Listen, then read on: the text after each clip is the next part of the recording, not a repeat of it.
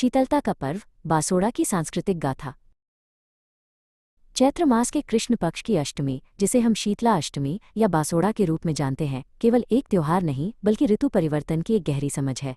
जब वसंत विदा लेता है और ग्रीष्म की प्रचंडता दस्तक देती है, तब शरीर और मन को शीतलता की आवश्यकता होती है। गांव की एक प्रबुद्ध महिला श्रद्धा इस प्राचीन विज्ञान को समझती थी।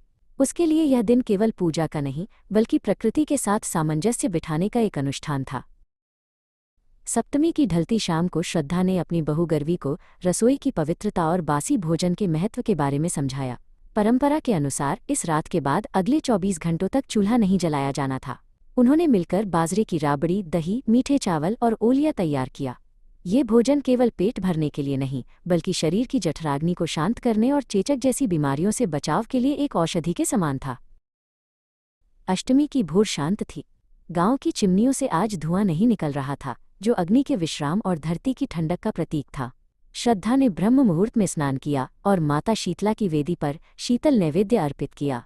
उसने प्रार्थना की कि जैसे जल अग्नि को शांत करता है, वैसे ही माता की कृपा समाज के क्रोध, संताप और रोगों को शांत करे। उसने दीवार पर हल्दी से हाथ के थापे लगाए, जो घर के सुरक्षा कवच के रूप में माने जाते थे। दोपहर की तपिश में माता शीतला ने एक जर्जर शरीर वाली धूल से सनी वृद्धा का रूप धारण किया। उनके बाल बिखरे हुए थे और शरीर पर चेचक के दागों जैसे निशान थे। ये उनकी माया थी, जो मनुष्य के धैर्य और करुणा की परीक्षा लेने के लिए थी। वे गांव की गलियों में घूमते हुए लोगों के द्वारों पर रुकने लगी, ये देखने के लिए कि क्या आधुनिकता के इस युग में भी लोग अपनी जड़ों और सेवा भाव से जुड़े हैं।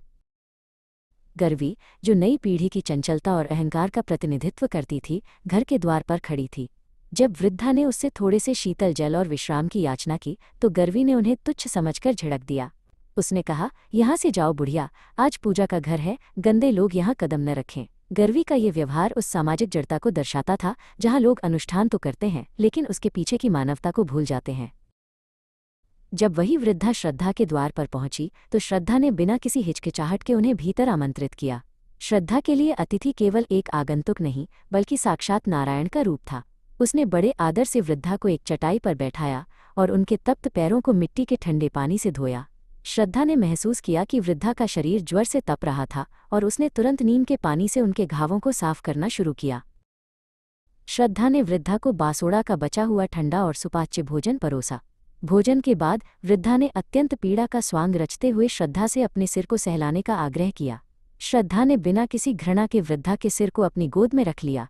वो धीरे धीरे उनके बालों में जमी धूल को साफ करने लगी और मधुर गीतों के माध्यम से उन्हें शीतलता प्रदान करने का प्रयास करने लगी। अचानक उस साधारण से कमरे में एक अलौकिक सुगंध फैल गई। श्रद्धा के हाथों के स्पर्श से वृद्धा का रूप बदलने लगा। उनकी लाठी एक स्वर्ण कलश में बदल गई और उनके बिखरे बाल दिव्य आभा में परिवर्तित हो गए।